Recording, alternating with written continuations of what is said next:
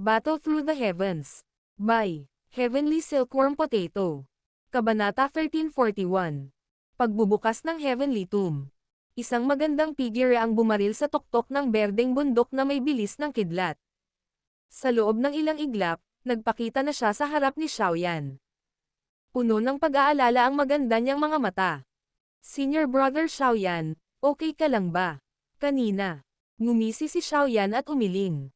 Pinag-aralan niya ang tense na mukha ni Zon-er at sinabing, "Og, ang taong iyon kanina ay ang iyong ama, Clan Head Gu Yuan." Alam ko na, napakunot ng noo si Zon-er. Ang kanyang tono ay bahagyang naglalaman ng ilang galit.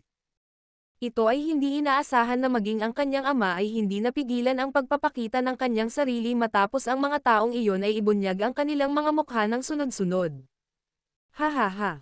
Walang sinabi ang clan head na si Go Yuan para pigilan tayong dalawa. Tinalakay lang niya ang ilang bagay na may kinalaman sa Xiao clan. Ngumiti si Xiaoyan at ipinagtanggol si Go Yuan.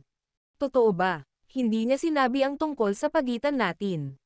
Bahagyang nagulat si Zon-er. Halatang nagulat siya. Pinunasan ni Xiaoyan ang kanyang ilong. Bigla siyang lumapit sa maselang tainga ni Zon-er at marahang bumigkas ng dalawang pangungusap. Ang matikas na mukha ni Zon-er ay agad na naging maliwanag pula nang marinig niya ang kanyang malambot na boses. Ang kanyang magagandang mata ay pinutol si Xiaoyan sa isang maganda at hindi nasisiyahang paraan. Gayunpaman, medyo lumuwag ang kanyang ekspresyon.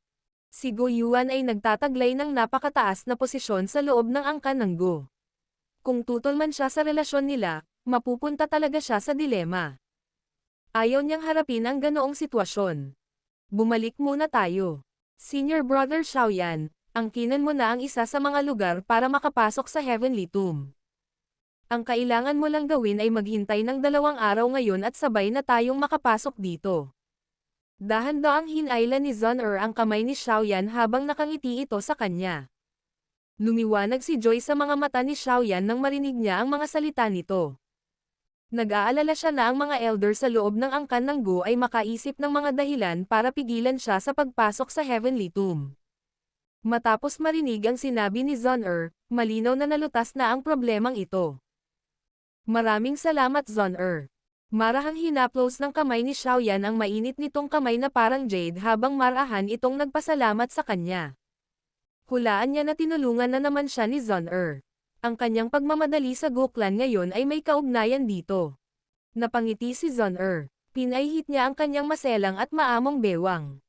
Ang kanyang mukha ay naglalaman ng isang maliwanag na pamumula habang siya ay marahan na nakasandal sa balikat ni Xiaoyan.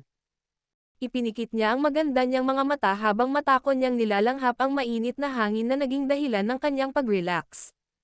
Isang init ang bumangon sa puso ni Xiaoyan habang pinag-aaralan ang taong nasa kanyang yakap. Ang kanyang kamay ay marahang nakapatong sa isang maselang bewang. Kasabay nito, ang kanyang ulo ay nakabaon sa malambot na itim na buhok. Sa paglanghap ng mahinang halimuyak, tila unti-unting nawala ang kanyang pagod. Unti-unting lumitaw ang katawan ni Gu Yuan sa walang laman na kalangitan sa itaas. Pinagmasdan niya ang lalaki at babae na magkayakap sa tuktok ng bundok at hindi sinasadyang napabuntong hininga. Pagkatapos nito, gumalaw ang kanyang katawan, at muli siyang nawala. Xiao Zuan, ikaw pa rin ang nakatataas. Ang lahat ng paghihirap ay tila iniwan sa loob ng kaaya-ayang tanawin sa bansang ito. 2 araw ang mabilis na lumipas sa gitna ng tahimik na buhay. Walang sino man sa Go clan ang dumating para mangistorbo sa grupo ni Xiaoyan sa 2 araw na ito. Napakaganda ng ganitong uri ng kapayapaan at katahimikan. Gayunpaman, ang katahimikang ito ay hindi magtatagal. Nang ang liwanag ng umaga ng 3 araw ay nakakalat mula sa langit, isang hindi pangkaraniwang kapaligiran ang nagsimulang kumalat sa hanay ng bundok. Kahit na ang grupo ni Xiaoyan ay naramdaman ito. Ngayon ang araw na magbubukas ang Heavenly Tomb. Tumayo si Zon-er sa harap ng bamboo house at binigkas ang mga salitang ito kay Xiaoyan. Ngumisi si Xiaoyan.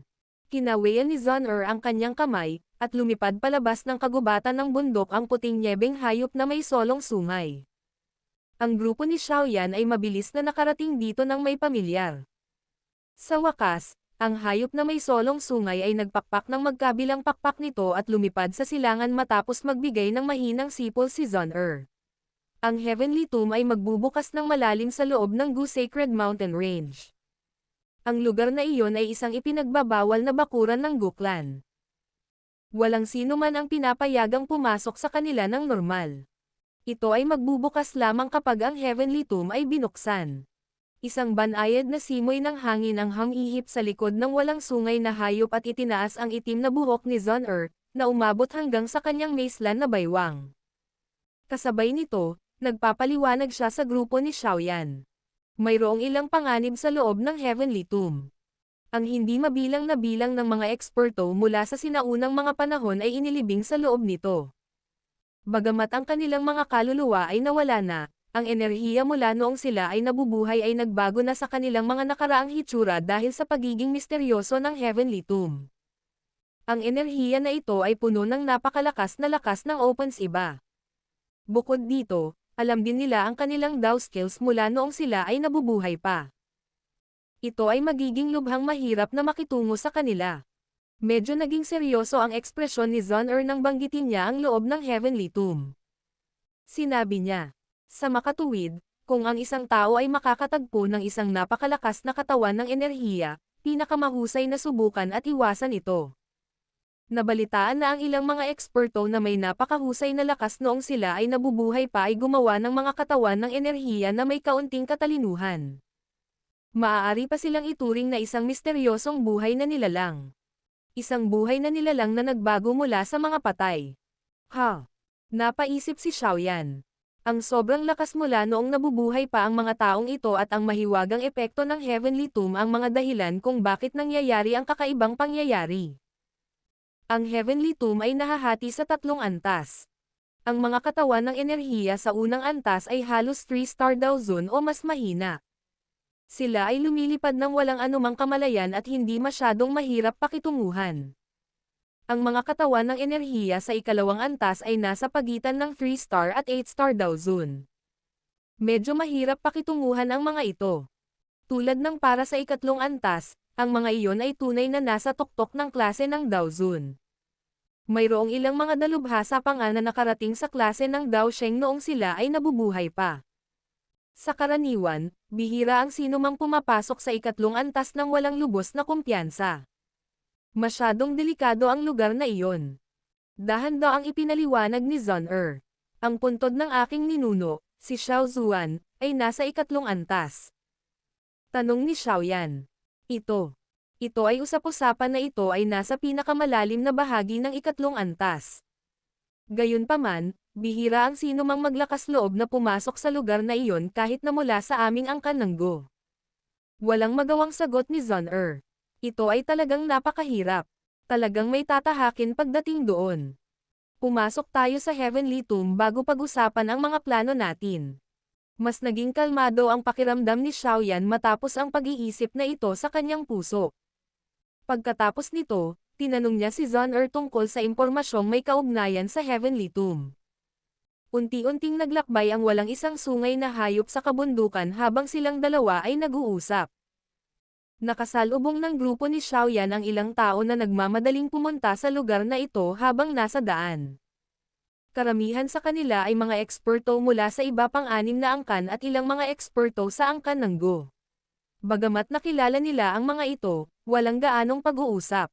Tanging ang mga miyembro ng clan mula sa Gu Clan ay magalang na bumati kay Zon-er mula sa malayo bago sila mabilis na umalis.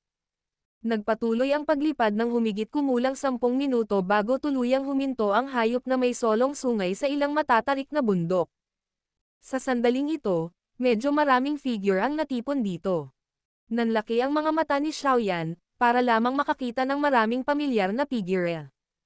Biglang tumigas ang mga mata ni Xiaoyan habang tumatawid sila sa mga nakapaligid na bundok.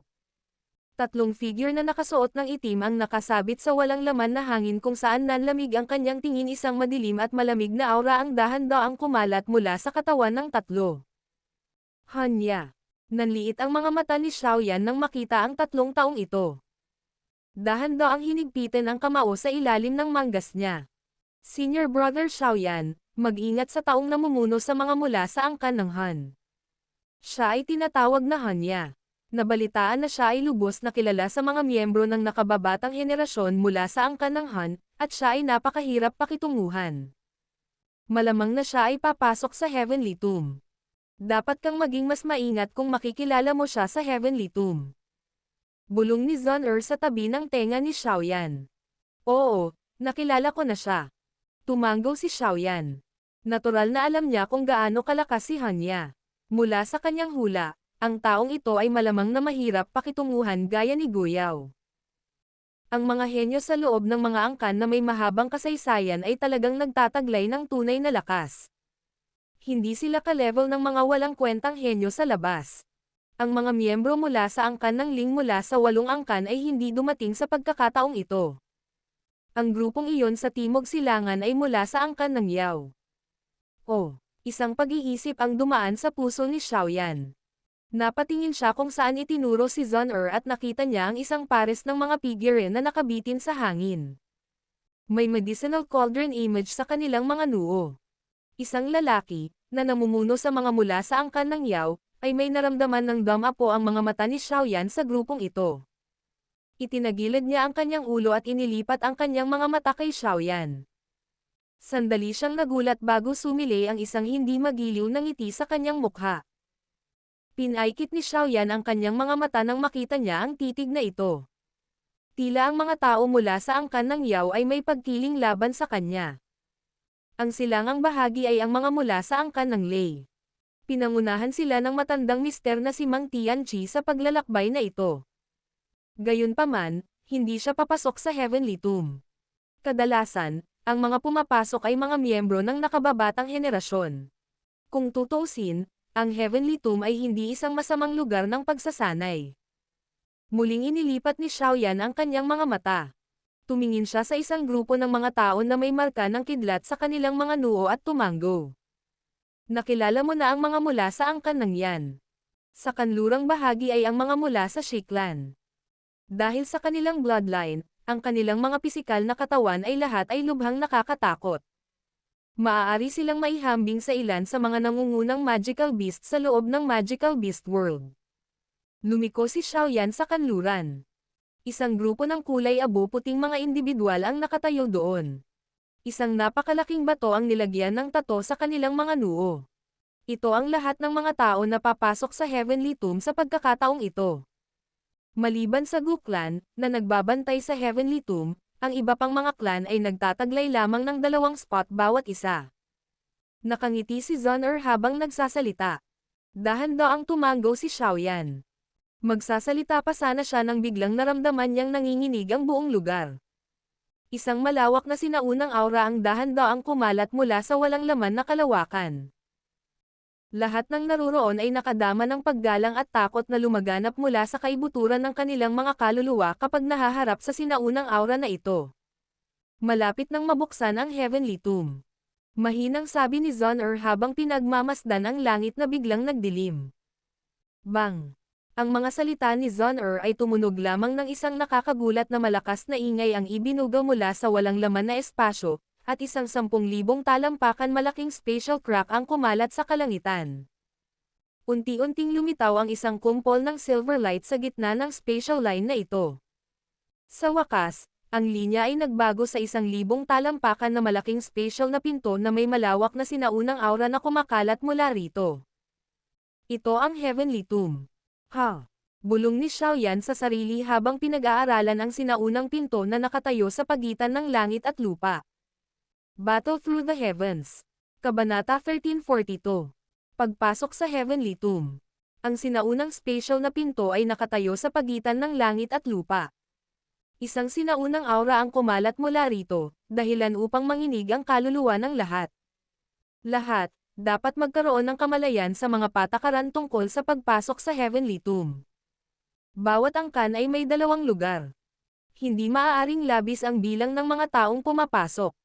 Ang matanda na figure ni Elder Tongzuan ay nasuspine sa kalangitan.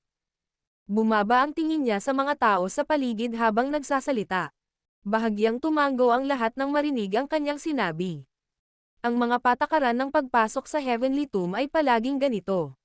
Ang bawat angkan ay may 2 lugar. Ito ay nagpatuloy kahit ngayon. Gayunpaman, tanging ang Guklan, bilang angkan na nagbabantay sa Heavenly Tomb, ang tumanggap ng preparadong pagtrato. Halimbawa, mayroong 5 mula sa angkan ng Gu na maaaring pumasok sa Heavenly Tomb sa pagkakataong ito. Dahil sa ganitong uri ng Katanji tanging pagtrato, medyo naiinggit ang ibang mga angkan. Senior Brother Xiaoyan, random na magkakahiwalay tayo kung magkahiwalay tayong papasok. Kaya dapat sabay tayong pumasok. Lumingon si Zun-Er at ngumiti habang kinakausap si Xiaoyan. Oo, tumanggo si Xiaoyan. Siya ay lubhang hindi pamilyar sa Heavenly Tomb. Kung kasama niya si Zun-Er, maliligtas siya sa maraming hindi kinakailangang problema. Rumble. Ang sinaunang pinto na nasa loob ng spatial crack sa kalangitan ay biglang nagpakawala ng malakas na dumadagandong na tunog habang si Xiaoyan ay tumanggo. Dahan-daang bumukas ang malaking pinto na iyon, na bumubuo ng isang puwang. Isang nakakasilaw na liwanag ang bumungad mula rito at nagliwanag sa lupa. Kung ang mga tao ay naitalaga ng maayos, mangyaring maghanda na pumasok sa Heavenly Tomb.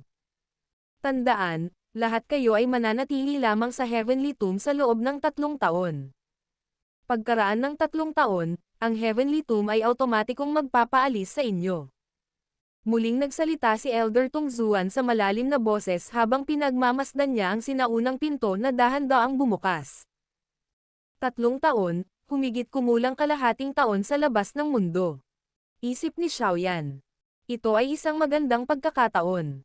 Ang Heavenly Tomb ay isang lubhang kapakipakinabang na lugar ng pagsasanay dahil kakaiba ang daloy ng oras sa loob nito.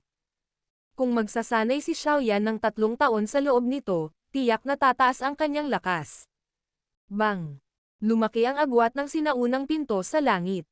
100 talampakan ang laki nito. Isang siksik na aura mula noong sinaunang panahon ang gamulong parang fog. Shi! Ang ilang tunog ng humahanggos ay biglang lumitaw mula sa loob ng kagubatan ng bundok matapos bumukas ang sinaunang pinto. 4 na figure ang sumugod patungo sa langit na parang kidlat na bilis at pumasok sa pinto na kakabukas pa lang sa harap ng maraming mata. Ang mga miyembro ng Guklan. Guzin ay pumasok na rin. Bahagyang nagulat si Xiaoyan nang makita niya ang 4 na figure. Ang namumuno sa kanila ay ang malakas na lalaking nakasuot ng berde, na naramdaman ni Xiaoyan noon. Sa likod ng lalaking iyon ay isang lalaking nakasuot ng pilak at isang lalaking may matipunong hitsura. Siyempre, ang taong naging sanhi ng labis na pagkagulat ni Xiaoyan ay ang huling figure, si Guzin. Hindi pinili ni Guyaw na pumasok sa Heavenly Tomb sa pagkakataong ito.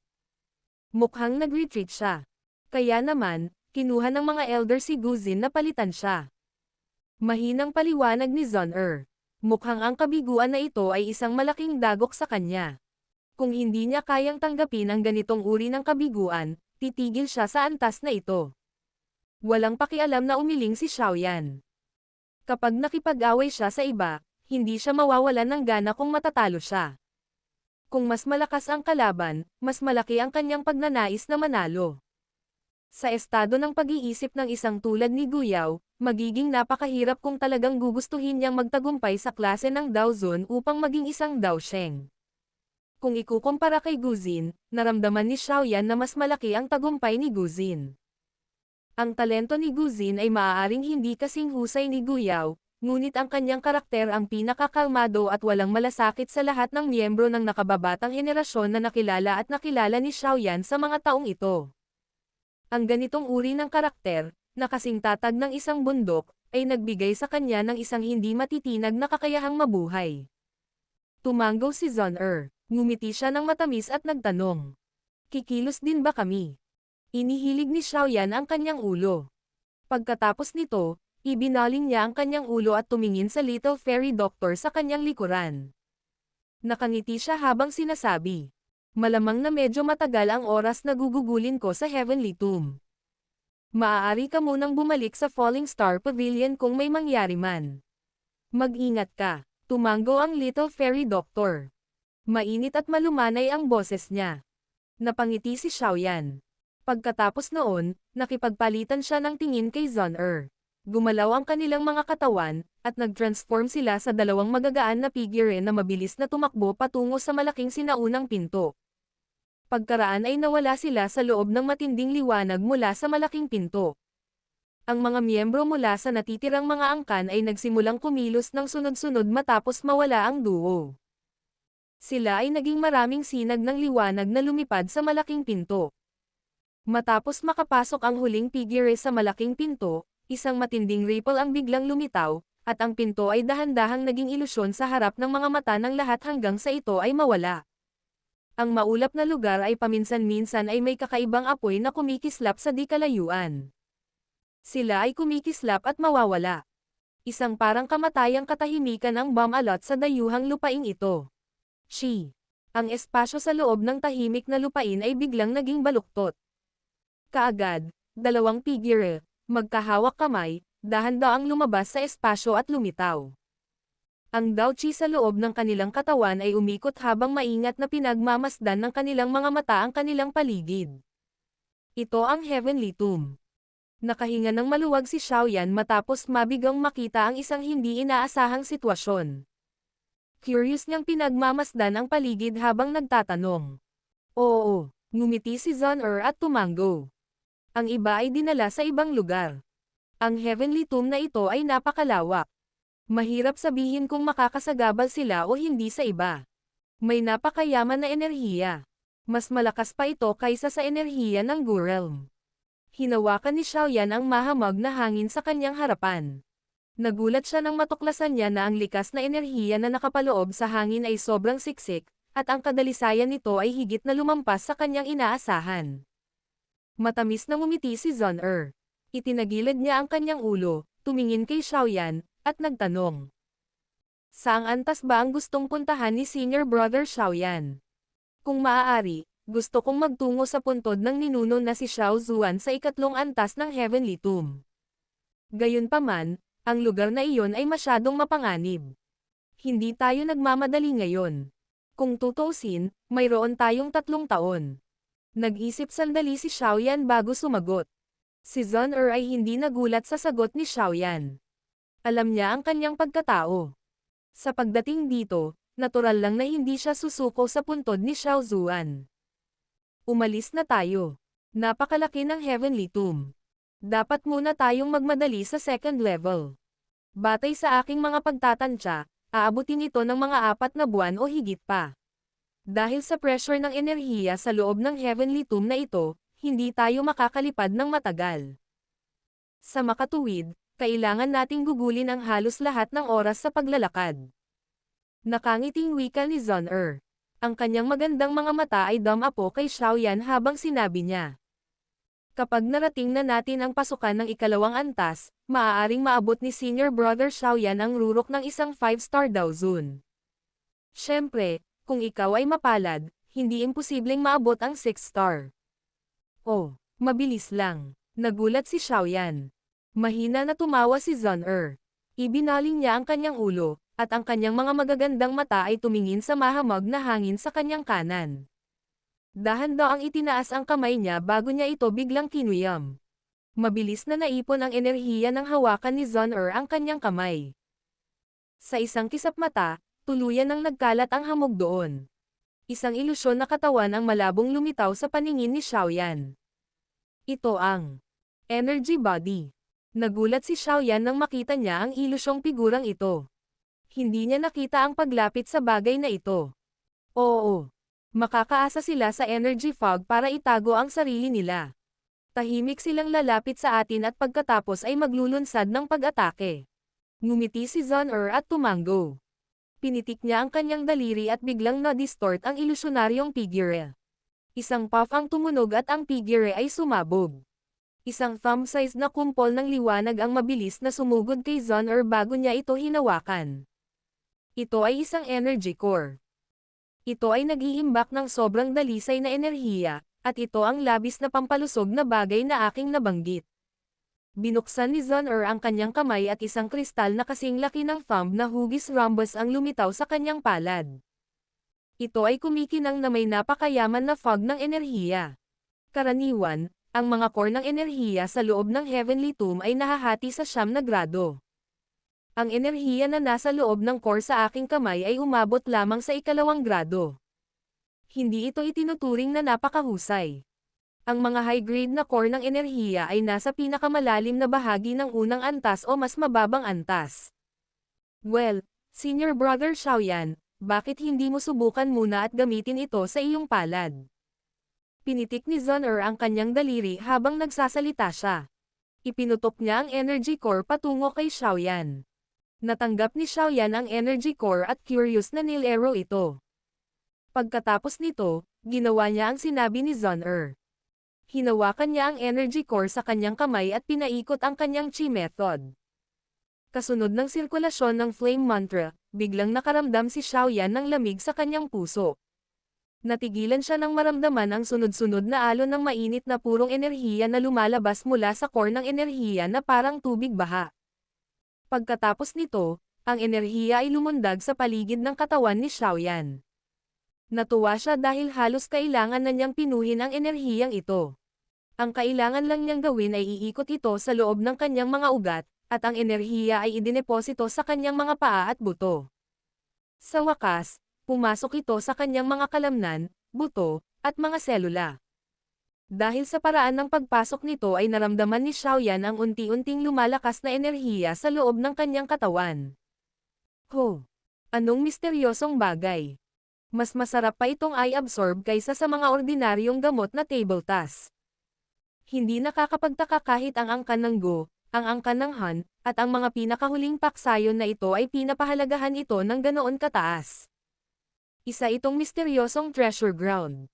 Binuksan ni Xiaoyan ang kanyang kamay pagkatapos pumasok ang huling kumpol ng enerhiya sa kanyang katawan, at ang core ng enerhiya ay naging alikabok.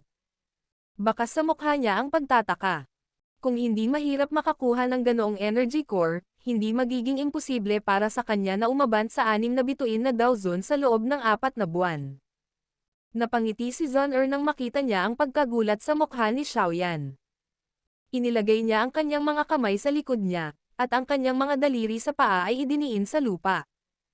Ang kanyang magandang katawan ay lumitaw tulad ng isang paro-paro habang siya ay matikas na inaanod pasulong.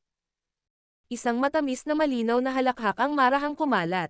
Senior Brother Xiaoyan, umalis na tayo. Bakit hindi tayo maglaro?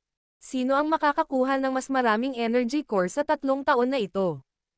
Ngumiti si Xiaoyan, humakbang pasulong, at mabilis na sumunod. Napaka-curious niya kung gaano siya lalakas sa 3 taon na ito. Battle Through the Heavens. Kabanata 1343. Mapait na pagsasanay. Lumipad ang mga fluorescent na ilaw sa ibabaw ng maulap na lupain. Sa isang sulyap, tila ang buong mundo ay natatakpan ng nakamamatay na katahimikan. Walang kahit katiting na puwersa ng buhay na naruroon.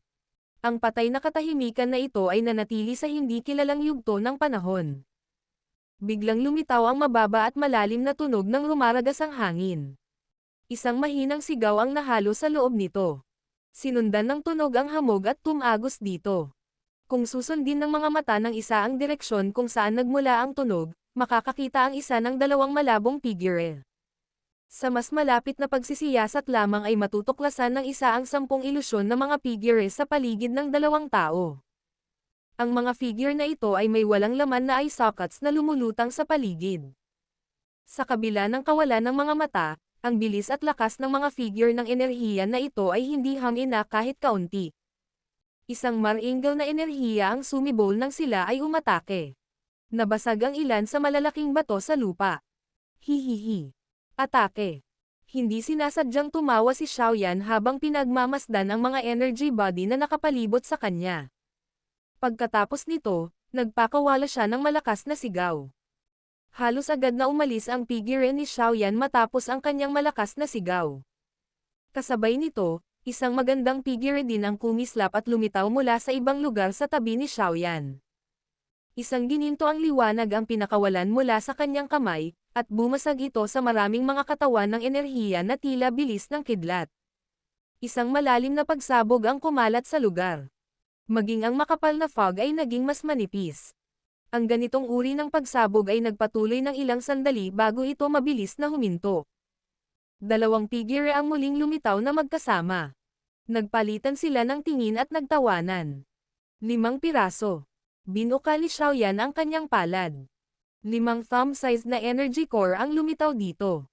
Naglabas sila ng isang siksik na enerhiya. 6 na piraso. Iniabot din ni Zun-Er ang kanyang parang puting jade na kamay. 6 na katulad na mga core ng enerhiya ang lumitaw sa kanyang palad. Tinakpan ni Zun-Er ang kanyang bibig at mahinang tumawa nang makita ang pagkakaiba. Sinabi niya sa magandang boses. Senior Brother Xiaoyan, nanalo na naman ako sa pagkakataong ito. Walang magawang umiling si Xiaoyan. Bagamat ang lakas ng mga energy body na ito ay nasa 2-star Dao Zone class, ang pakikitungo sa 5 sa kanila ng sabay ay ang kanyang limitasyon. Kung mayroon pa sa kanila, kailangan niyang gumamit ng Dao skill. Kung patuloy silang makipagkompetensya ng ganito, hindi niya kayang pantayan si Zun-Er. Ay absorb mo muna ang mga energy core. Ako ay magbabantay. Inilagay ni Zun-Er ang lahat ng energy core sa kamay ni Xiaoyan habang inutusan siya nito. Kinuha ni Xiaoyan ang mga core ng enerhiya sa kanyang kamay nang hindi siya tinatanggihan. Batid niya na labis niyang pinipilit na itaas ang kanyang lakas. Kaya naman, hindi siya nagbitaw ng anumang walang kabuluhang pagtanggi. Natanggap niya ang mga core ng enerhiya at mabilis na umupo. Ang kanyang chi method ay na-circulate at sunod-sunod na alon ng mayamang enerhiya ay lumundag mula sa energy core. Tila isang makapal na fog na bumabalot kay Xiaoyan at bumuhos sa kanyang katawan na parang hanging dragon, kasunod ng kanyang paghinga. Napangiti si Zun-Er nang makita niyang sinisipsip ni Xiaoyan ang enerhiya. Marahan siyang umupo sa tabi ni Xiaoyan, at hinawi ng kanyang kamay ang itim na buhok sa harap ng kanyang noo. Halos 2 buwan na ang nakalipas mula nang makapasok sila sa Heavenly Tomb. Sa loob ng 2 buwang ito, nagpatuloy silang dalawa sa paglalakad sa malawak na lupaing ito. Anumang mga katawan ng enerhiya na makakasalubong nila sa daan ay gagawing mga core ng enerhiya at lalabas sa kanilang mga kamay. Kaya naman, ang mga natamo nila sa loob ng 2 buwang ito ay medyo mayaman, ngunit medyo nalungkot sila dahil ang mga katawan ng enerhiya ay hindi masyadong malakas. Ang mga core ng enerhiya na nakuha nila ay tila nasa 2 baitang o 3 baitang. Medyo kapaki-pakinabang pa rin ang mga energy core na ito. Nang maabsorb ni Xiaoyan ang mas maraming mga core ng enerhiya, ang mga epekto nito ay tila hamina ng kaunti. Ngayon lang niya naunawaan na kung ang isang tao ay sumisipsip ng labis na enerhiya na ito, ang kanyang katawan ay bubuo ng isang pagtutol dito. Gayunpaman, ang paglaban na ito ay mas mahina kaysa sa nabuo laban sa isang tabletang panggamot. Ang tahimik na mundong ito ay lubhang kapaki-pakinabang para sanayin. Gayunpaman, ang isa ay kailangang magtiis ng kapuruhan na maraming beses na mas malaki kaysa sa labas ng mundo. Sa kabutihang palad, sina Xiaoyan at Zun-Er ay sama-sama sa isa't isa, kaya't ang mga araw ay maaaring magmukhang mapurol, ngunit may karagdagang kasiglahan. Hindi nagtagal ang pagsipsip ni Xiaoyan sa energy core bago dahan-dahang bumukas ang kanyang mga mata. Nakalanghap siya ng malalim na hangin, at ang enerhiyang nakapaligid sa kanya ay naging kumpol ng hangin na nilamon sa kanyang tiyan. Paano ito? Iniunat ni Zun-Er ang kanyang tamad na baywang pagkatapos panoorin si Xiaoyan na kumumplito sa pagsipsip. Ang kanyang magandang kurba ay ganap na nakalantad, at ang kanyang tono ay naglalaman ng isang mapang akit na catamaran. Nagkaroon ng improvement. Gayunpaman, malayo pa rin ako sa 6-star level. Mukhang kailangan nating maghanap ng mas mataas na grade na mga core ng enerhiya. Nakakunot ang noo ni Xiaoyan habang nagsasalita. Hahaha. Papalapit na tayo sa gitnang seksyon ng unang antas. Ang mga katawan ng enerhiya mula rito ay unti-unting lalakas. Kung tayo ay papalarin, maaari pa tayong makatagpo ng isang katawan ng enerhiya na may lakas ng 6 na bituin na Dao Zone o mas mataas. Ang mga core ng enerhiya sa loob ng kanilang mga katawan ay pinakaangkop sa iyo. Matamis na ngumiti si Zun-Er habang ipinapaliwanag niya ang sitwasyon. Ang kanyang nakakaakit na ngiti ay naging dahilan upang tahimik na mawala ang iritasyon na lumitaw sa katawan ni Xiaoyan. Gaano kalayo ito sa 2nd antas? Dapat tumagal ng 1 pang buwan o higit pa. Ang Heavenly Tomb ay may 3 antas. Ang unang antas ay ang pinakamalawak. Ang kasunod na dalawang antas ay medyo mas mahusay. Gayunpaman, ang panganib ay tataas din. Sagot ni Zon-er, may isang buwan pa. Ha? Isip ni Xiaoyan. Tumanggaw siya at tumayo. Tumingin siya sa abot tanaw at ngumiti habang sinabing, kung ganoon, ipagpatuloy natin ang paglalakbay. Iniisip ko kung ano na ang ibang mga kasamahan ngayon. Yung mga makapasok sa Heavenly Tomb ay lahat ng napakalakas na individual sa loob ng clan. Naiintindihan din nila ang Heavenly Tomb. Maliban na lang kung magpupukaw sila ng isang napakalakas na pag-iral, walang dapat mangyari sa kanila. Bukod dito, ang isang pag-iral na umabot sa ganoong antas ay bihirang matagpuan sa unang antas. Tara na. Tumanggaw si Xiaoyan. Pagkatapos nito, iwinagayway niya ang kanyang malaking kamay, humakbang pasulong, at mabilis na tinungo ang direksyon ng pinakamalalim na bahagi ng Heavenly Tomb. Ngumiti si Zon-er at sumunod malapit sa kanya. Bagamat mapurol ang mundong ito, anumang mapurol na lugar ay magiging sobrang init kapag makakasama niya ito. Ang malawak na Heavenly Tomb ay napuno ng makapal na energy fog. Sa ilalim ng energy pressure na ito, ang anumang lumilipad ay mararamdaman na ang kanilang katawan ay lumalaki na kasing bigat ng isang bundok. Ang isang tao ay makakaramdam ng labis na pagkapagod pagkatapos lumipad sa maikling panahon. Kaya, ang makalangit na libingan ay lumitaw na walang hanggan. Ang mundo sa Heavenly Tomb ay patay na tahimik at hindi kawili-wili. Gayunpaman, walang pangkaraniwang tao ang maaaring makapasok sa misteryosong lugar na ito. Ang mga taong maaaring pumasok ay namumukod tangi mula sa maraming henyo sa loob ng kanilang mga angkan. Hindi lamang sila nagtataglay ng malalakas na lakas, maging ang kanilang mga karakter ay medyo kabibe. Bagamat ang pagkapurol na ito ay medyo kasuklam-suklam sa kanila, ito ay nasa loob pa rin ng kanilang kakayahang magtiis. Sa ilalim ng ganitong uri ng pagkapurol, lumilitaw na ang konsepto ng oras ay naging mas mahina. Kaya naman, hindi napigilan nina Xiaoyan at Zon-er ang bahagyang pagkatulala nang makita nila ang isang energy wall sa gilid ng kanilang mga tanawin pagkatapos nilang gumugol ng 4 na buwang pagtawid sa malawak na Heavenly Tomb. Ito na ba ang pasukan sa ikalawang antas? Tanong ni Xiaoyan sa medyo nagulat na boses matapos makita ang energy light wall, na tila bumuhos mula sa gilid ng langit. Kumalat ang isang pakiramdam sa paglalakbay mula kay Xiaoyan. Medyo hamaba na ng konti ang itim niyang buhok, at parang medyo pamayat ang mukha niya. Gayunpaman, ang kanyang madilim na itim na mga mata ay naglalaman ng kislap ng kumikislap na liwanag. Mula nang makapasok sina Xiaoyan at Zon-er sa pinakamalalim na bahagi ng unang antas, kinailangan nilang harapin ang mga pag-atake ng ilang malalakas na katawan ng enerhiya. Si Xiaoyan ang nakayanan ang karamihan sa mga pag-ataking ito dahil mapipigilan lamang ni Xiaoyan si Zon-er mula sa pakikialam matapos niyang makitang sinira niya ang isang 6 na bituing Daozun na enerhiyang katawan sa mabilis at simpleng paraan.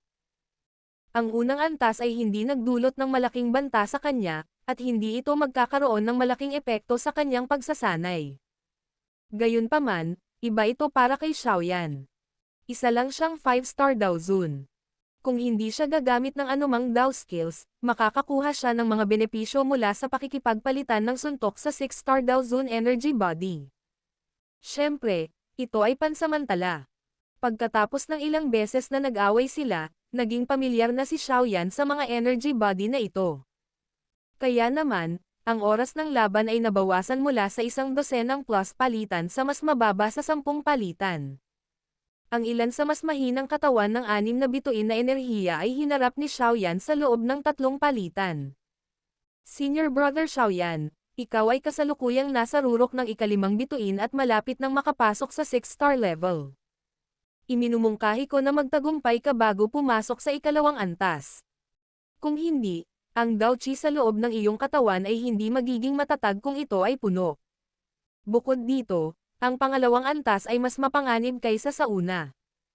Hindi masisiguro ng isa na walang mangyayari kung ang isa ay umakyat sa antas ng isa doon. Yumangin si Zon-er sa napakalaking energy light na kurtina sa di kalayuan bago lumingon.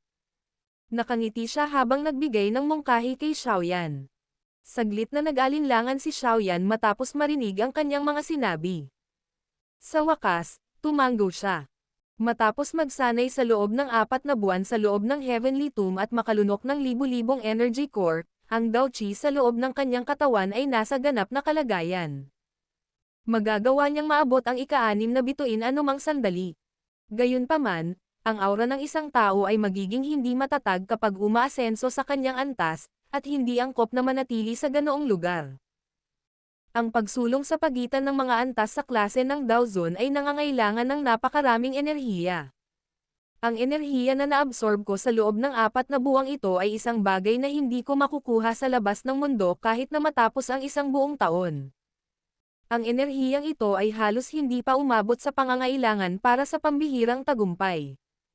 Nagtataka lang ako kung anong uri ng nakakatakot na enerhiya ang kailangan ng isa para maabot ang 6-star hanggang sa 7-star. Marahang antong hininga si Xiaoyan sa kanyang puso. Mabilis niyang itinoon ang kanyang isip, ibinaling ang kanyang ulo kay Zon-er, at sinabing, "Kung ganoon, kailangan kong hilingin sa iyo na bantayan akong muli." Ngumiti si Zon-er at tumango. Inilibot ni Xiaoyan ang kanyang mga mata sa paligid niya nang makita niyang tumango ito. Tumalon ang kanyang katawan sa isang malaking bato. Pagkatapos nito, mabilis siyang umupo.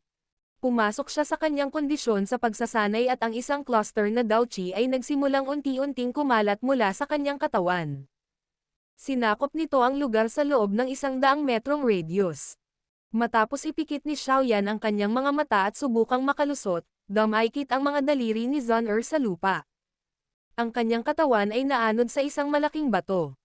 Ang kanyang mga mata ay nakapikit at ang aktibidad sa loob ng 1,000 talampakan radius ay nakuha sa loob ng kanyang puso. Kasunod ng katahimikan ng dalawang ito, ang lupain ay muling naging ganap na tahimik. Matapos ang patay na katahimikan na ito ay nagpatuloy ng humigit kumulang 2 oras, isang madilim at malamig na hangin ang biglang dumaloy. Si Zon-er sa malaking bato ay biglang nagmulat ng kanyang mga mata nang lumitaw ang madilim at malamig na hangin ito. Ang lamig ng mukha niya habang nakatingin sa langit sa hilaga. Nagsalita siya sa walang pakialam na boses. "Dahil nandito ka, bakit kailangan mong ipagpatuloy ang pagtatago? Naging ganito na ba kahirap ang mga kasalukuyang miyembro ng angkan ng Han? Hahaha. Karapat-dapat kang magkaroon ng divine bloodline ng Gu Clan. Kapuri-puri talaga ang ganoong pangunawa."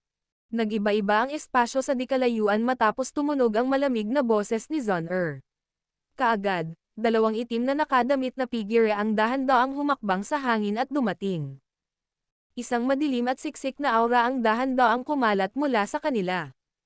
Battle Through the Heavens. Kabanata 1344. Hanya, Hanli. 2 figure na natatakpan ng itim na damit ang humakbang sa walang laman na espasyo. Pagkatapos nito, dahan-dahan silang lumapag sa isang maikling distansya mula sa Zon-er. Itinaas ng pinuno ang kanyang ulo, ipinakita ang isang batang maputlang mukha.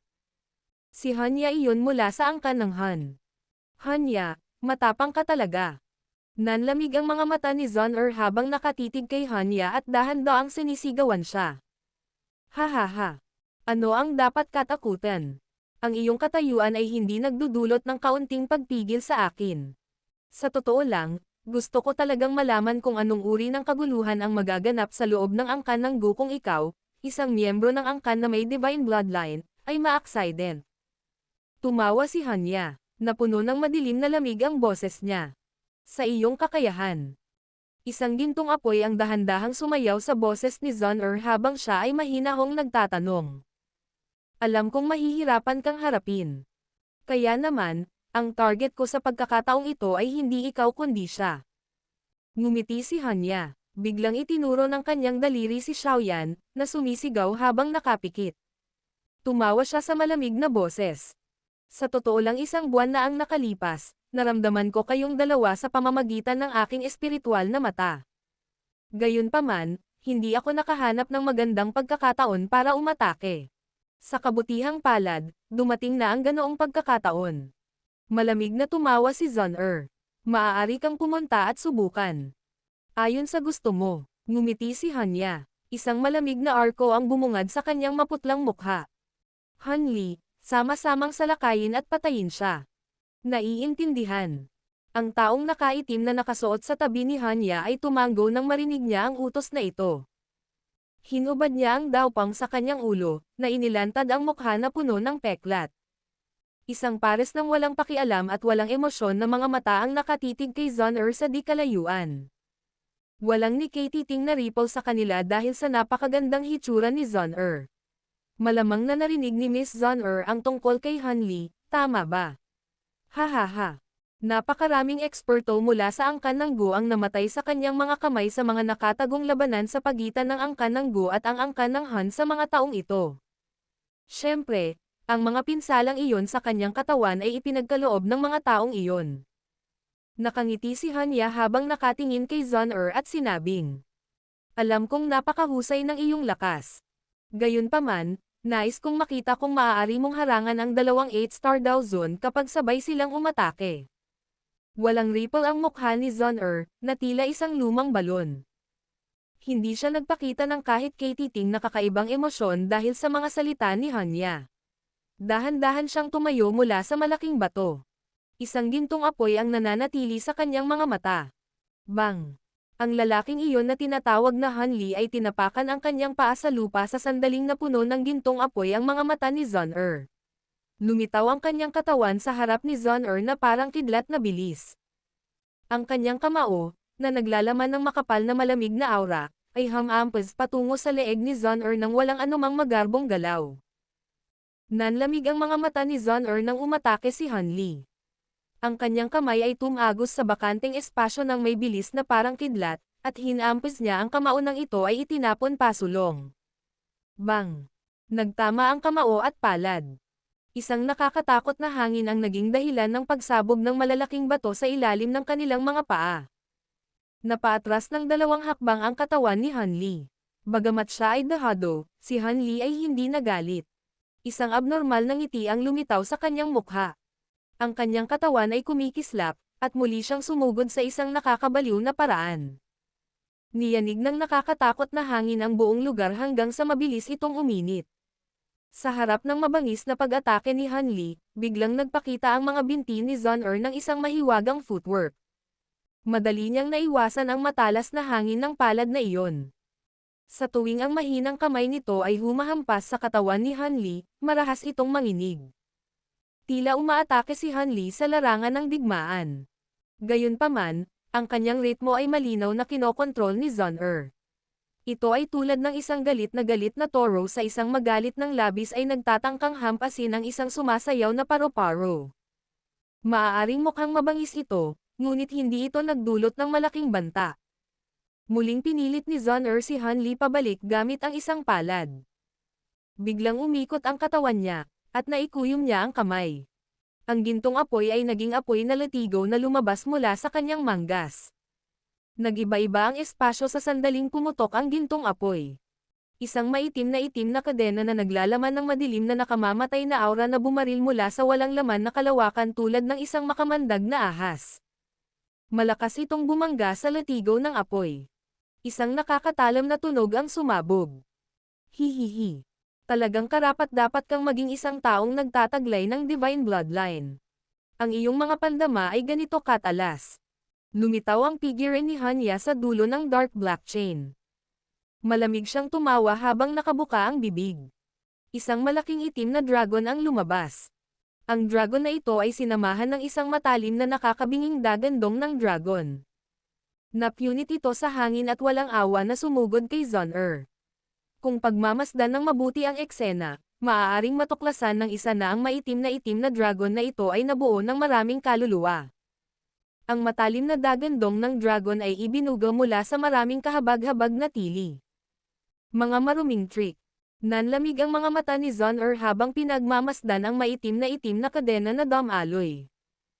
Akmang aatake na siya nang biglang may dumaan na napakabangis na hangin mula sa kanyang likuran. Kahit hindi lumingon, alam niyang umatake na naman si Hanli.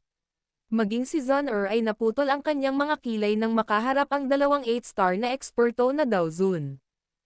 Ang kanyang mga daliri sa paa ay nakadikit sa lupa, at ang kanyang katawan ay sumugod sa hangin.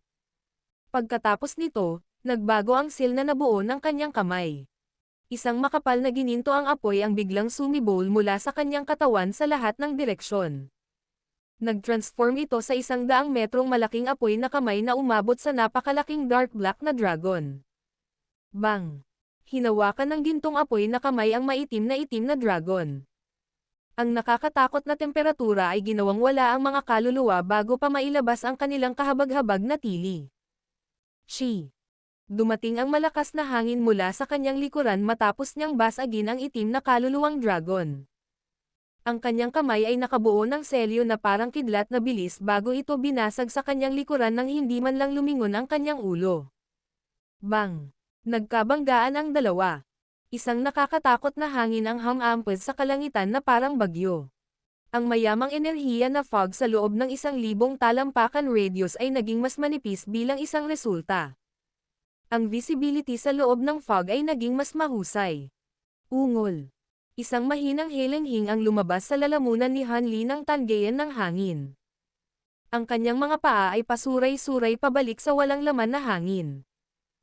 Ang nakakatakot at mabangis na mukha na puno ng peklat ay nagsiwalat ng bahagyang pamumutla. Bagamat napilitang umatras si Han Li, nanginginig ang paa ni Zon-er hanggang sa umatras siya ng kalahating hakbang.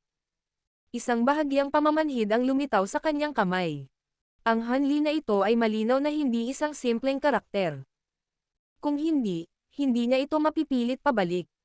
Hanya, mukhang ayaw niyong dalawa na umalis sa Gu-realm. Naikuyom ni Zon-er ang kanyang kamay. Dama po ang malamig niyang mga mata kay Hanya habang siya ay malamig na sumisigaw. Hihihi. Hindi na kailangang mag-alala si Miss Zon-er. Tumawa si Hanya sa madilim na boses. Biglang bumaba ang mga mata niya. Si Xiaoyan ay nakaupo sa ibaba niya. Ang pagbabago-bago ng Daoqi sa paligid niya ay nagiging mas matindi. Hindi natin mapapatay si Zon-er sa loob ng maikling panahon. Mukhang mapapatay lang natin si Xiaoyan. Matapos maranasan ang mga pagpapalitang ito, naunawaan ni Hanya ang lakas ni Zon-er.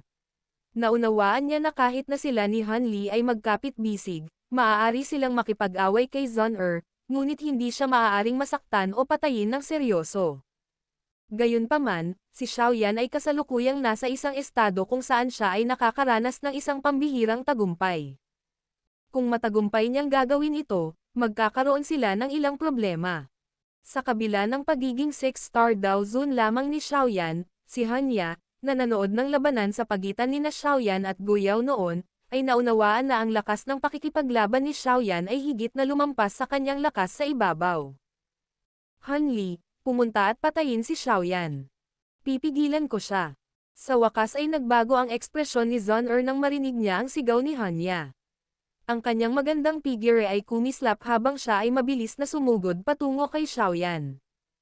Gayunpaman, hindi pa siya nakakalayo nang may sumipol na hangin sa likuran niya. Nilinga ni Zon-er ang kanyang ulo upang makita ang hindi mabilang na bilang ng matutulis na itim na kadena na bumubuhos patungo sa kanya na parang bagyo. Ang bawat isa sa mga kadena na ito ay nagtataglay ng lakas upang madaling makapasok sa mga depensa ng isang piling Dao Zun. Nang ang napakaraming bilang sa kanila ay nagsama-sama, maging si Zon-er ay hindi makakilos na parang wala siyang nakita. Hanya, kung manggahas kang saktan siya, ang Heavenly Tomb na ito ang magiging huling pahingahan mo. Naiikot lamang ni Zon-er ang kanyang katawan kapag nahaharap sa mabangis na pag-atake ni Hanya. Isang gintong apoy ang nawasak, at ang mga kadena na iyon ay nabasag sa gitna ng ilang tunog na kumalabog. Ang babaeng ito, napakalakas ng lakas. Kung sa isa lang na labanan, hindi talaga ako makakalaban sa kanya. Nagbago ang ekspresyon ng mukha ni Hanya habang pinagmamasdan ang maitim na mga tanikala na nabasag sa isang iglap. Ibinaling niya ang tingin, at sumilay ang malamig na ngiti sa gilid ng kanyang bibig.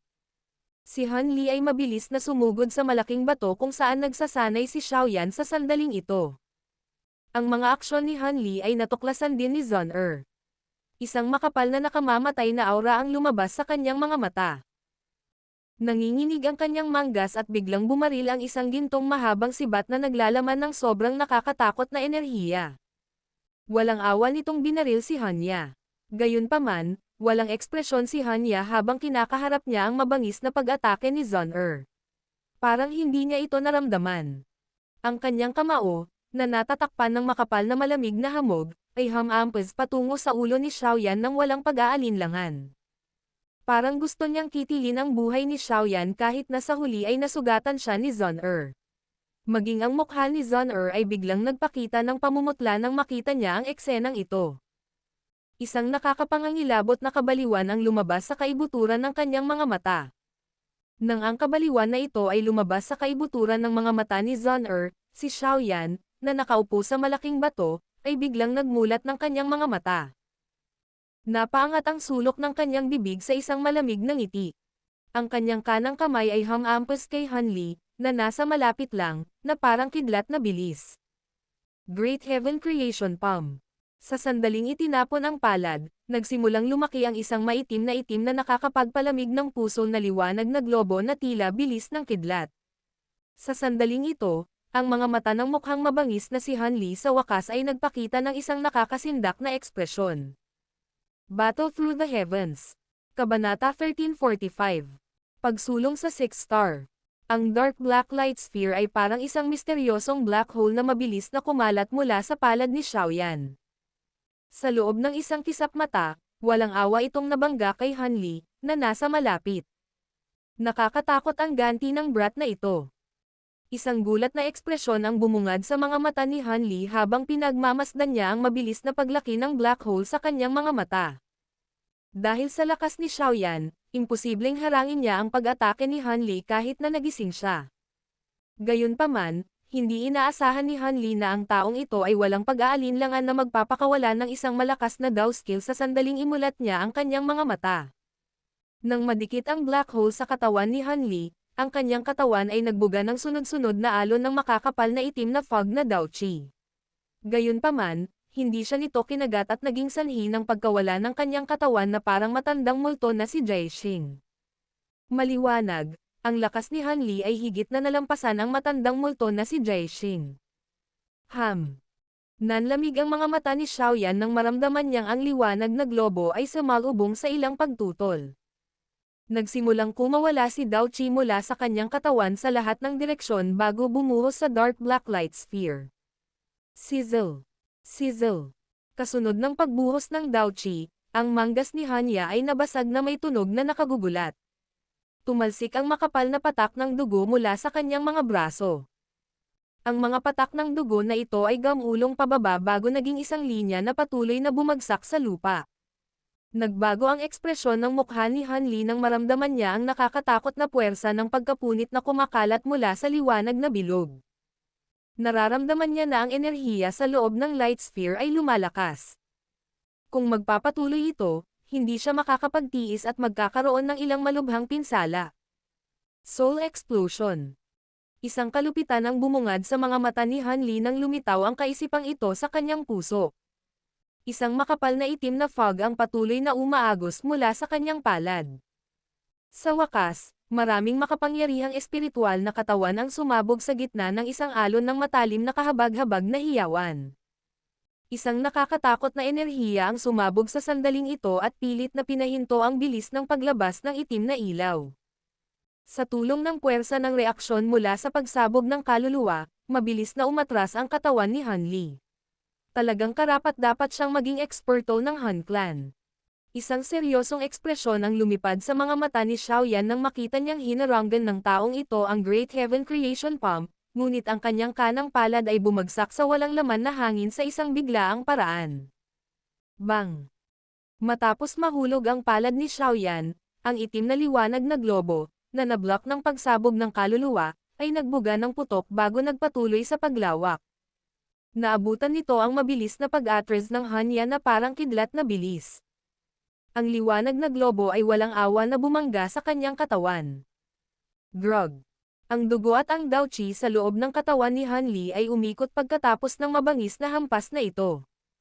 Ang kanyang mga organo ay tila inalog hanggang sa mailipat ang kanilang mga posisyon. Isang subo ng sariwang pulang dugo ang iniluwa.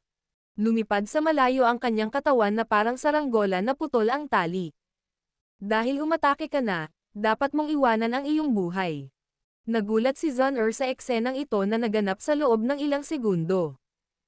Nakahinga ng maluwag ang kanyang puso matapos makitang maayos si Xiaoyan.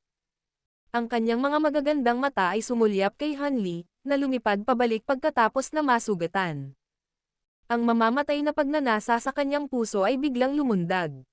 Sa isang pag-iling ng kanyang kamay, ang isang mahabang sibat na may gintong apoy ay tumagos sa walang laman na espasyo na may bilis ng kidlat. Walang awa itong sumugod patungo sa ulo ni Han Li. Si Zon ay napakasama. Sa sandaling ito, si Han Li ay ganap na napagod. Isa pa, nasa hangin ang katawan niya. Imposibleng makaiwas siya sa atake niya. Kaya naman, napapanood lamang niya ang gintong sibat na walang awa na pumutok sa kanyang ulo. Bang! Nang tatamain na sana ng gintong sibat ang ulo ni Han Li, biglang umihip ang hangin. Malakas itong tumama sa katawan ni Han Li. Sa pagtulak ng puwersang ito, bahagyang gumalaw ang katawan ni Han Li. Sa halip na ulo niya, ang balikat niya ang tumanggap ng pag-atake. Puff! Ang gininto ang sibat ay walang awang bumaril sa balikat ni Han Li. Tumagos sa kanyang balikat ang nakakatakot na lakas nito. Lumipad ang katawan ni Han Li dahil sa mahabang sibat. Marahas itong ipinako sa lupa. Ang lupain sa loob ng 1,000 talampakan ay gumuho at naging kalahating metro ang lalim. Isang nakakatakot na hangin ang kumalat mula sa kung saan gumuho ang lupa. Isang maitim na figure ang kumislap at dumating sa paraang parang multo. Isang lungkot ang bumungad sa mukha ni Hanya nang makita niya ang katawan ni Han Li na nababalot ng dugo. Isang sugat na kasing laki ng bibig na nagbunyag ng buto ni Han Li ay lumitaw sa kanyang balikat. Ginamit na kutsilyo ang kamay ni Hanya habang siya ay desididong tumaga. Ang lugar na iyon ay ganap na nabura ng gintong apoy. Si Han Li ay unti-unting naging abo kung iingatan niya ito. Gayunpaman, medyo matigas si Han Li. Napatikip siya ng ngipin nang hindi gumagawa ng anumang ingay nang pilit na pinutol ni Hanya ang kanyang braso. Xiaoyan, isaalang-alang ang iyong sarili na walang awa. Ang utang na ito ay hindi madaling mabayaran. Hinawakan ni Hanya si Han Li, na halos wala ng hininga. Tinitigan niya sina Xiaoyan at Zon sa isang masamang paraan habang nagsasalita siya sa isang siksik na boses. Gusto mong umalis? Malamig na tumawa si Zon nang makita siya. Akmang kikilos siya at pipigilan siya ng isang makapal na itim na hamog ang lumabas sa katawan ni Hanya. Ang hindi mabilang na bilang ng mga mabangis na mukhang espiritual na katawan ay bumaril sa lahat ng direksyon. Marahas silang sumugod kay Zon Gayunpaman, nauwi sila sa isang putok noong nasa 100 talampakan pa sila mula sa kanya. Hindi mabilang na bilang ng mga kaluluwang nawasak sa sarili. Ang nakakatakot na hanging alon na iyon ay naging sanhi ng pagsimangot ni Zon Napaatras ang katawan niya ng ilang hakbang habang winawagayway niya ang kanyang kamay. Nawala ang gintong apoy at sinunog ang madilim na itim na fog. Gayunpaman, sina Hanya at Han Li ay wala kahit saan sa loob ng itim na fog. Ang bilis talaga nilang makatakas. Napakunot ng noo si Zon Nilinggan niya ang kanyang ulo at sinulyapan ang energy light curtain na patungo sa ikalawang palapag. Dalawang figure ang malabong lumiwanag sa kabila ng lugar na iyon. Pagkatapos nito, pumasok sila sa kurtina. Ang dalawang iyon ay malinaw na sina Hanya at Han Li. Nagmamadaling tumingin si Zon kay Xiaoyan matapos bawiin ang kanyang mga mata mula sa kurtina ng enerhiya para lamang makita na medyo mapatla ang mukha nito. Nagmamadali siyang lumapit at nagtanong. Senior Brother Xiaoyan, okay ka lang? Walang seryoso. Kakalusot ko lang at hindi pa rin matatag ang Dao Chi sa loob ng katawan ko. Ang pagpapakawala sa klase ng Tian na Dao skill na iyon ay nagbunga ng backlash. Magiging maayos din ako pagkatapos kong gumaling sandali. Umiling si Xiaoyan at sumagot. Muntik na tayong mahulog sa panlilinlang ng dalawang iyon. Dapat nating kitilin ang kanilang buhay sa susunod na makilala natin sila. Galit na sumigaw si Zon Tumanggaw si Xiaoyan. Isang hangarin ng pagpatay ang bumungad sa kanyang mga mata. Kung hindi siya nagising ng maaga sa pagkakataong ito at gumamit ng Tian class na Dao skill, magtagumpay sana ang snake attack na iyon. Dapat tayong maging mas maingat sa hinaharap. Ang mga taong iyon ay hindi karaniwan. Tahimik na nagsalita si Xiaoyan sa kanyang puso. Dahil walang bakas ng sinuman sa panahong ito ng pagsasanay, nabawasan ang pag-iingat ni Xiaoyan. Ngayon lang niya naunawaan na ang Heavenly Tomb na ito ay hindi kasing tahimik gaya ng inaakala niya. Senior Brother Xiaoyan, dapat kang pumunta at magpagaling. Papasok tayo sa ikalawang antas pagkatapos mong gumaling. Si Han Li ay malubhang nasugatan sa akin. Siguradong mababawasan ang kanilang lakas. Kumpiyansa akong mapapatay ko si Han Ya kung magkita tayong muli. Wika ni Zun na may malamig na mukha. Galit na galit talaga siya sa pagkakataong ito. Oo, tumanggo si Xiaoyan. Natural na hindi niya hahayaang masayang ang pagkakataong talunin ang isang nalulunod na aso. Bukod dito, ang nalulunod na asong ito ay ang bastard, si Hanya. Hindi niya dapat siya bitawan ng madali. Ipinikit ni Xiaoyan ang kanyang mga mata pagkatapos bigkasan ang salitang iyon. Tumatag ang kanyang paghinga, at mabilis na nawala ang pamumutla sa kanyang mukha. Nang pumasok si Xiaoyan sa kanyang training state, dahan-daang tumayo si Zun. Sa naunang insidente, hindi na siya nang ahas na lumayo ng higit sa 1 metro mula kay Xiaoyan. Ang kanyang mukha ay malamig habang ang makapangyarihang Dao Qi sa loob ng kanyang katawan ay lumundag na parang tubig baha. Ang sinumang pumasok sa saklaw ng kanyang mga pandama ay magdaranas ng mabangis na pag-atake na parang bagyo. Nagpatuloy ang pagsasanay ni Xiaoyan ng humigit kumulang 1 oras o higit pa. Pagkatapos nito, dahan-dahan niyang iminulat ang kanyang mga mata. Nag-iba-iba ang surging Dao Qi sa kanyang mga mata na tila ito ay isang tunay na sangkap. Gumalaw ang kanyang kamay at maraming bahagyang galos ang lumitaw sa kalawakan. Ang aura ng kasalukuyang Xiaoyan ay walang alinlangan na lumakas kung ihahambing sa kanina. 6-star Dao Zun.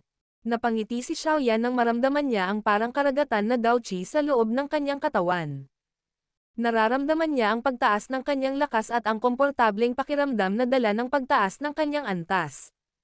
Napakaganda ng mga epekto ng 4 na buwang pagsasanay. Gayunpaman, iniisip ko kung gaano katagal bago makarating sa 7-star. Naunawaan ni Xiaoyan na ang mga core ng enerhiya ng Heavenly Tomb ay mahusay na pagpapakain.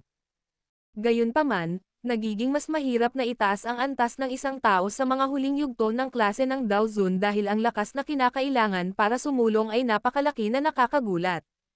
Napakahirap abutin. Senior Brother Xiaoyan, binabati kita. Nakahinga lang ng maluwag si Zun sa kanyang puso nang makita niyang idinilat ni Xiaoyan ang kanyang mga mata. Matamis siyang ngumiti at bumigkas ng mga pagbati. Sa kanyang perception, natural niyang naramdaman na ang kasalukuyang lakas ni Xiaoyan ay tumaas. Ito pa lang ang ika-6 na bituin. May gap pa kapag ikinukumpara ako kay Guyao at sa Hanya na iyon. Inayos ni Xiaoyan ang kanyang katawan. Narinig niya ang mga kaluskos ng kanyang mga buto mula sa loob ng kanyang katawan at tumawa. Kailangan nilang magsanay ng mas mahaba kaysa sa iyo. Hindi nila maihahambing sa iyo sa iyong edad. Bukod dito, ang 2 angkan ay nagtataglay ng isang napakayaman na pundasyon. Ang paraan ng kanilang pag-aayos ay isang bagay na hindi maikukumpara ng isang ordinaryong tao. Tinapa ni Zun ang kanyang bibig at mahinang humajijek. Kung si Senior Brother Xiaoyan ay nagsanay ng ganito mula pagkabata, maaaring nakarating ka na sa Dao Sheng class ngayon. Hindi makakaasa dito ang isa para maabot ang klase ng Dao Sheng. Walang magawang umiling si Xiaoyan. Pagkatapos nito, tumayo siya at tumingin sa energy light sa di kalayuan. Tumawa siya at sinabing, "Tara na, oras na para maranasan natin kung gaano kadelikado ang ikalawang antas ng Heavenly Tomb." Natapakan ni Xiaoyan ang isang malaking bato pagkatapos bigkasan ang mga salitang ito. Bumaon ang kanyang katawan patungo sa light curtain. Ngumiti si Zun na nasa likuran niya, at mabilis na sumunod.